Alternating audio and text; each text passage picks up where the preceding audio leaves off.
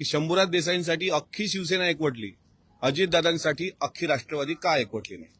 शिवसैनिक त्यांचा पेटून उठला, फक्त शरीराला धक्का लागला. आता इथं तर अजितदादांचा अख्खा देह जळला, त्यावेळेस ही संवेदना का दिसली नाही? मी स्पष्टपणे सांगतो, सरकारच्या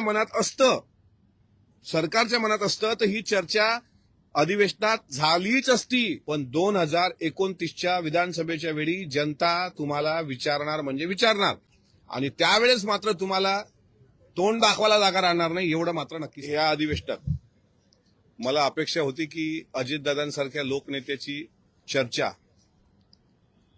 10 मिनिटासाठी का होईना, पण ती चर्चा घडून आली असती तर शेवटच्या अधिवेशनात सुद्धा समाधान वाटलं असतं. आजचं पण कामकाज बघा, आजच्या कामकाजात सुद्धा अजितदादाच्या नावाचा एक शब्दही नसणं, मला असं वाटते हे आमचं अपयश आहे. आमच्यासारख्या कार्यकर्त्यांना न्याय देणाऱ्या दादांबाबतीत आम्ही लढाई यशस्वीपणे लढू शकलो नाही, सभागृहातही लढू शकलो नाही आणि सभागृहाच्या बाहेरही लढू शकलो नाही. ही खंत मात्र आमच्या शेवटपर्यंत कायम मनात राहील. त्यामुळे आजचा निरोप समारंभ एक वेळ आणखी नसता केला तरी चाललं असतं, पण अजितदादांच्या संदर्भातली चर्चा होणं अपेक्षित होतं. आता आजच चर्चा नाही तर उद्याच्या शक्यता जवळपास मावळलेल्या आहेत. उद्या दुपारी अधिवेशन संपेल, पण आज मला अपेक्षित होतं. पण आता मी खेदच व्यक्त करू शकतो, त्या पलीकडे काय करू. कुणालाहीच या बाबतीत गांभीर्य आहे असं म्हणता येणार नाही. काही लोकांनी तो प्रयत्न केला. काल विधानसभाचे आमदार चेतन तुपे यांनी काल सभागृहामध्ये त्या संदर्भात विचारणा केली. त्या अगोदर सुनील शेळके बोलले, वरच्या सभागृहात आम्ही बोलण्याचा प्रयत्न केला. पण मला एकंदरीत स्पष्टपणे सांगायचं आहे की सरकारला अजितदादांच्या विमान अपघातासंदर्भात गांभीर्य नसल्यामुळे ही चर्चा दोन्ही सदनामध्ये घडू शकली नाही. हे दुर्दैवानं मला म्हणावं लागतंय. आणि सरकारच्या मनात जर असतं तर ही चर्चा घडून आणल्या गेली असती. विमानाचा अपघातच असेल तर ते पण स्पष्ट व्हायला पाहिजे होतं. आणि आमच्या मनात ज्या शंका आहेत, म्हणजे मला साधाच प्रश्न आहे, अशोक खरात नावाच्या भोंदू बाबाचे 250च्या वर व्हिडिओ सीसीटीव्हीच्या माध्यमातून सापडले की नाही? आणि अजितदादांचा सीसीटीव्ही अद्याप सापडू नये, देवगिरीवरचा किंवा व्हीएसआर व्हेंचरमध्ये जाण्यापर्यंतचा सीसीटीव्ही अद्याप सापडू नये. ही कुठली यंत्रणा आहे? त्याचा मिरजगाव साईडचा काय त्याचा तो आश्रम आहे, तिथले व्हिडिओ आलेत लोकांकडे, सीसीटीव्ही आलेत तिथले. आणि दादांसारख्या लोकनेत्याचा विमान प्रवासाचा सीसीटीव्ही येऊ नये, हे कशाचं फेल्युअर आहे? सीआयडी चौकशी तुम्ही लावली म्हणता, सीआयडी चौकशीत किती लोकांचे बयान घेतले गेले? ब्लॅक बॉक्स हे विचारायचं नाही आम्ही की अख्खं ते मोबाईल तिथे जळलेले दिसत आहेत, त्यांची फाईल जळलेली दिसते आहे, दादाचे कपडे तिथे जळलेले दिसले, पण ते तुमच्या कागद जळली नाहीत आणि तो ब्लॅक बॉक्स जळला नाही. म्हणजे हे जे काही चाललंय ना, हे काही बरोबर नाही, महाराष्ट्राच्या हिताच्या दृष्टीनं चांगलं नाही. आणि मी सांगतो, सरकारमध्ये जरी असतो, तुम्ही मला परत उपप्रश्न विचाराल की तुम्ही सरकारमध्ये असताना तुमचा सरकारवर विश्वास नाही का? मी स्पष्टपणे सांगतो, सरकारच्या मनात असतं तर ही चर्चा अधिवेशनात झालीच असती. या चर्चेचं एकदा सगळ्या अधिकाऱ्यांशी बोलून, फक्त काही स्पेसिफिक प्रश्न होते. अद्यापही साहिल मदन हा कुठे आहे?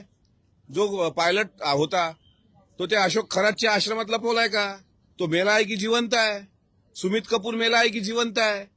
याचे उत्तरच नाहीत भेटले महाराष्ट्राला. त्याच्यामुळे सदनाला गांभीर्य नव्हतं. आणि स्पष्टपणे सांगतो, सरकारला अजितदादांच्या विमान अपघातासंदर्भात गांभीर्य नसल्यामुळे दोन्ही सभागृहामध्ये त्याबाबत स्वतंत्र चर्चा झाली नाही. हे दुःख आणि ही सल ही शेवटच्या दिवसापासून मरणाच्या शेवटच्या दिवसापर्यंत माझ्या मनात ती कायम राहील. शेवटी बारामतीकर हे सुजाण मतदार आहेत आणि लोकशाहीमध्ये प्रत्येकाला निवडणूक लढण्याचा अधिकार असतो. काँग्रेस पक्षाने ते औदार्य दाखवायला पाहिजे होतं का? अजितदादांच्या सारखा नेता आज महाराष्ट्रात नसताना ती निवडणूक बिनविरोध करण्याकरता जर त्यांनी सहकार्य केलं असतं, पाठिंबा दिला असता, तर कदाचित त्यांचं सौजन्य नक्कीच आम्ही त्याला सॅल्यूट केला असता. पण अशा प्रकारे जाणीवपूर्वक, ठीक आहे, त्यांना त्यांचा अधिकार आहे, तो शेवटी लोकशाहीचा अधिकार आहे, मला त्यात बोलायचं नाहीये. पण बारामतीकरांना कोणाला मतदान करायचं हे काही सांगण्याची गरज नाही. त्यामुळे पोटनिवडणूक बिनविरोध झाली पाहिजे असा सर्वांचा प्रयत्न आहे. आता कोणाला जर खुमखुमी असेलच तर त्यांनी उभं राहावं. तुषार दोषी हे पात्रच मुळात ते दोषीच आहेत सगळ्या गोष्टीमध्ये. अंतरवाली सराटीचं प्रकरण बघा, तिथे संविधानिक पद्धतीनं मराठा समाजाचं आंदोलन आरक्षणाकरता चालू असताना या बाबांनी अचानक आदेश दिले आणि हरिपाठ करणाऱ्या महिला भगिनीवर सुद्धा त्या ठिकाणी लाठी हल्ला झाला. तिथून तुषार दोषीचा प्रवास सुरू होतोय. तर काल सभागृहामध्ये स्वतः मंत्री शंभूराज देसाईंनी सांगितलं की मला 100 पोलिसांनी फरफटत नेलं, मला तिथे मारहाण झाली. मकरंद आबाच्या संदर्भात तेच घडलं. त्याच्यामुळे हे तुषार दोषी जे आहेत यांना काल जरी निलंबित केलं असलं तरी तुषार दोषी हे पात्र इतिहासाला न समजलेलं पात्र आहे. त्यामुळे ते दोषी आहेत की ते खरंच दोषी आहेत याचा शोध घेणं महत्वाचं आहे. आता खासदार संजय राऊत साहेबांनी जे सांगितलं ते मी ऐकलं नाही, पण मला असं वाटतं याबाबत ते ड्रग्जचा साठा सापडलाय साहेबांच्या घराच्या बाहेर हे जे काही ते बोलतायत त्याबाबत त्यांनाच विचारलेलं अधिक. आता इनसाइड स्टोरी आहे. काल मला एक गोष्टीचं मात्र खंत राहील की ज्या पद्धतीनं जिल्हा परिषद साताऱ्याच्या संदर्भामध्ये दोन्ही पक्ष एकत्र येऊन काल पायऱ्यावर आंदोलन करत होते, ज्या पद्धतीने सभागृहामध्ये आवाज उचलला जात होता, अजितदादांच्या बाबतीत जर हे चित्र दिसलं असतं तर महाराष्ट्राने खरोखर तुमचं मनापासून आभार मानले असते. पण अजितदादासारख्या आज मला वाईट वाटतं या गोष्टीचं की ठीक आहे, शंभूराज देसाई साहेबांच्या बोटाला जखम झाली, त्यांना इजा झाली, त्यांना फरफटत नेलं, शिवसैनिक त्यांचा पेटून उठला, फक्त शरीराला धक्का लागला. आता इथं तर अजितदादांचा अख्खा देह जळला. त्यावेळेस ही संवेदना का दिसली नाही? तुम्ही पायऱ्यांवर का उतरले नाहीत? तुम्ही चर्चेमध्ये का सहभागी झाले नाही? तुम्ही सरकारला चर्चा करायला भाग का पाडलं नाही? ते विरोधी पक्ष असो का सत्ताधारी पक्ष असो. म्हणजे अजितदादांनी इतके वर्ष जे आपल्याला मोठं केलंय, जे आपल्याला पदं दिली, 2 पैसे पत्राला दिले, प्रतिष्ठा मिळवून दिली समाजामध्ये, त्या नेत्याच्या जाण्यानंतर जर काहीच होत नसेल, पायऱ्यांवर एक आंदोलन आहे, काय मला वाटत नाही राष्ट्रवादी काँग्रेस पक्ष असो, शिवसेना असो, आणखी काय महायुतीतले घटक पक्ष असो, विरोधी पक्ष असो, यात बोलले का नाहीत? जे बोलले असतील त्यांना आम्ही नक्कीच वंदन करतो. मी एकटा फार शहाणा आहे असं म्हणत नाही, पण हे प्रत्येकाचं कर्तव्य होतं, प्रत्येकाची जबाबदारी होती. विसर अधिवेशन होईपर्यंत तर पडायला पाहिजे नव्हता. आता तुम्हाला सांगतो, उद्याचं अधिवेशनाचं कामकाज संपलं की सगळे, आता 3 वर्ष काय निवडणुका नाही, सगळे आपापल्या प्रपंचात आपापल्या मतदारसंघामध्ये व्यस्त होतील. पुढे आता रामनवमी आहे, हनुमान जयंती आहे, हे उत्सवामध्ये गुंतून जातील. आणि दादाचा विषय पटलावरून पण महाराष्ट्र जिवंत आहे. महाराष्ट्रातला दादांवर जीव वाढणारा सामान्य माणूस जिवंत आहे. त्यामुळे आज नाही पण 2029च्या विधानसभेच्या वेळी जनता तुम्हाला विचारणार म्हणजे विचारणार, आणि त्यावेळेस मात्र तुम्हाला तोंड दाखवायला जागा राहणार नाही, एवढं मात्र नक्की सांगा. मला तर अजितदादांच्या संदर्भात जर आपण एकत्र आलो नाही तर ह्याच्यावरून शीतावरून भाताची परीक्षा.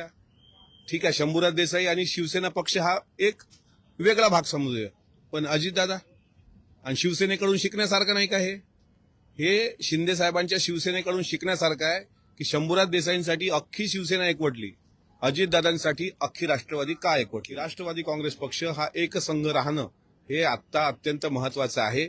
माझी सर्व खासदार, आपल्या कॅबिनेट मंत्री, राज्यमंत्री, पक्षाचे सर्व प्रमुख नेते, आमदार यांना विनंती राहील आपल्या माध्यमातून की अजितदादांसाठी आपण एकत्र येऊया. आणि या एक दिवस अजूनही बाकी आहे. आपण जी लढाई काल शंभूराज देसाई साहेबांसाठी शिवसैनिक लढला, तशी लढाई राष्ट्रवादी काँग्रेस पक्षाचा, अजितदादांचा कार्यकर्ता उद्याच्या शेवटच्या दिवसाला तरी लढेल, अशी विनंती मी त्यांना या निमित्तानं मात्र नक्की. चेअरवर बसल्यानंतर तालिका सभापती असो, उपसभापती असो, त्यांना अधिकार जे असतात ते अधिकार सभापतींसारखेच असतात. भास्करराव जाधव साहेबांनी तुम्हाला माहिती आहे तालिका सभापती असताना निलंबन केलं, किंवा दिलीप मामा लांडे यांनी सुद्धा एका अधिकाऱ्याचं निलंबन केलं होतं. त्यामुळे ते अधिकार सर्वस्वी निलमताईलाच होते, कारण निलमताई उपसभापती आहेत. आता त्यांच्यावर अविश्वास प्रस्ताव कशा करता आणतात? मग जर तसं असेल की त्यांना अधिकार नाही, मग तालिका सभापती म्हणजे पार्ट टाइम बसलेला माणूस, किंवा उपसभापतीला काही किंमत नाही आहे का? तो तिथे दिलेला जो निर्देश आहे निलमताईंनी, हा नियमाला धरूनच आहे. तुषार दोषींनी जे काही केलं ते काही पुण्यकर्म केलेलं नाही. त्यामुळे त्याबाबत आज सभागृहामध्ये चर्चा होईल आणि महाराष्ट्र विधान परिषदेच्या नियमावलीनुसार जो निर्णय, आता मला माहित आहे निलमताईचं त्याच्यामध्ये अभ्यास आहे आणि निलमताई सारखी व्यक्ती असा निर्णय देताना 100 वेळा विचार करणार आहे. ते प्रकरण आहे गंभीरच. या प्रकरणामध्ये दोन पक्षामध्ये मिठाचा खडा पडल्याचं चित्र आता जवळपास दिसतंय. पण शेवटी माननीय मुख्यमंत्री आणि माननीय उपमुख्यमंत्री हे दोघंही समन्वयानं तो भाग सोडवतील. आता त्या तुषार दोषींचं निलंबन करायचं होतं, ते काल केल्या गेलेलं आहे. आणि इथूनही पुढे काय केलं पाहिजे हे तिन्ही पक्ष एकत्र राहण्याकरता, महायुती एकत्र राहण्याकरता शिंदेसाहेब असतील, त्याच्यानंतर मुख्यमंत्री महोदय असतील आणि आदरणीय सुनेत्रा वहिनी असतील, हे तिघही मिळून तिन्ही पक्ष एकत्र करतात. काही ठिकाणी ठीक आहे, झालं ते व्हायला पाहिजे नव्हतं, ते चूक आहे.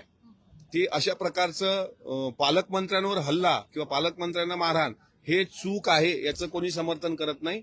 ही जी काही दादागिरी आहे पोलिसांची, ही कोणामुळे आहे हे सुद्धा तपासलं पाहिजे.